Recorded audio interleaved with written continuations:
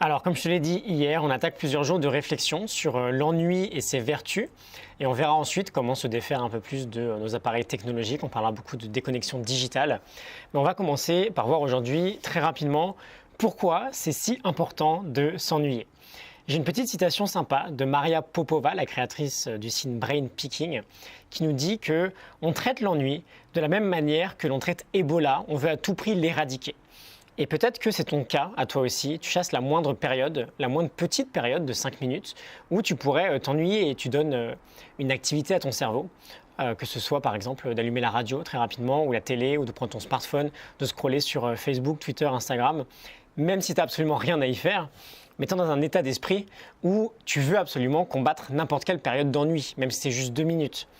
Je t'ai parlé hier un petit peu de Manouche Zomorodi qui a écrit Bored and Brilliant et l'objectif même de son livre, c'est de nous donner, de nous montrer à quel point l'ennui est nécessaire pour devenir brillant.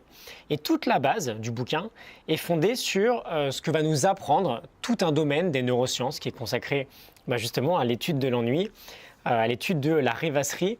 En fait, c'est toute l'étude des moments où on va laisser notre cerveau se reposer. Et ce que nous dit Zomorodi, en s'appuyant sur toutes ces études-là de neurosciences, c'est que quand on se met à rêvasser, on active dans notre cerveau ce qu'on va appeler le mode par défaut, le default mode en anglais, j'ai simplement traduit. Ce mode, c'est tout simplement un état mental où on résout tous nos problèmes, où on génère nos meilleures idées, où on devient extrêmement créatif en fait. Ce qui se passe, c'est très simple, on s'ennuie, donc on va chercher une stimulation. Et donc notre cerveau va s'occuper de tout ça. Et c'est ce qui va expliquer le fait que dans ces phases-là, avant de dormir, sous la douche, en se promenant en forêt, en allant courir, on a nos meilleures idées qui nous viennent.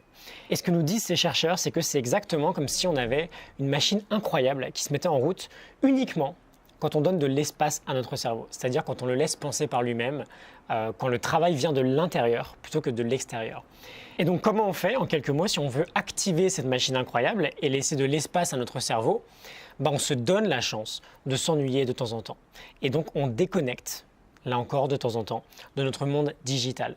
La technologie, elle est incroyable, c'est ce qui me permet de faire tout ça, je ne vais jamais cracher dessus. Mais on veut avoir le pouvoir sur la technologie, on ne veut pas que ce soit elle qui nous contrôle. Par exemple, ma petite nouvelle routine, là, depuis plusieurs semaines, entre guillemets, pour permettre ces petites périodes-là, c'est pas de smartphone après 21h, pas de smartphone avant 9h le matin. J'ai du chemin à faire, notamment sur mon utilisation en journée, mais c'est la petite habitude que j'essaie de créer en ce moment. Et tu peux voir toi aussi s'il y a peut-être quelque chose que tu peux mettre en place pour t'autoriser un peu plus l'ennui. Quand on s'ennuie, il faut bien comprendre qu'on utilise encore 95% de l'énergie qu'on met à disposition quand, par exemple, on est en pleine concentration sur un sujet spécifique. Donc il se passe énormément de choses encore là-haut. On va laisser l'information venir de l'intérieur, se créer de l'intérieur, plutôt que de la subir en fait de l'extérieur. Voilà, je te laisse méditer là-dessus. J'espère que ça t'a parlé. N'hésite pas à partager, c'est le cas. Et je te retrouve demain pour un nouvel épisode. À demain, salut.